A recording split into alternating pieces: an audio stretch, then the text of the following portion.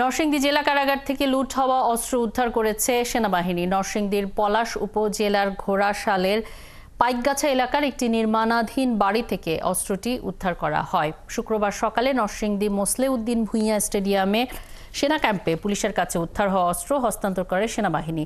বাংলাদেশ সেনাবাহিনীর ২৮ ইস্ট বেঙ্গল রেজিমেন্টের অধিনায়ক lieutenant colonel Mohammad Humayun Rashid সদর থানার ইন্সপেক্টর সামিউল হকের কাছে অস্ত্র হস্তান্তর করেন। লেফটেন্যান্ট কর্নেল মোহাম্মদ হুমায়ুন রশিদ জানিয়েছেন, বিশেষ টহল দল তল্লাশি চালিয়ে মাটির নিচ থেকে পলিথিনে মোড়ানো একটি রাইফেল উদ্ধার করে।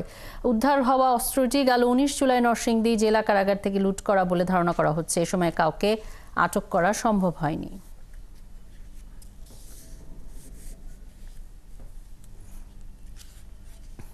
ধারণা করা হচ্ছে যে এটা নরসিংদী জেল ব্রেকের অস্ত্রের একটা অংশ হবে।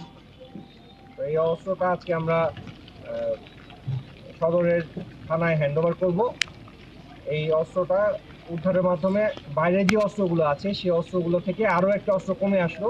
ইনশাল্লাহ বাকি যে অস্ত্রগুলো আছে সেগুলো অতি সত্বর আমরা উদ্ধার করতে সক্ষম হব।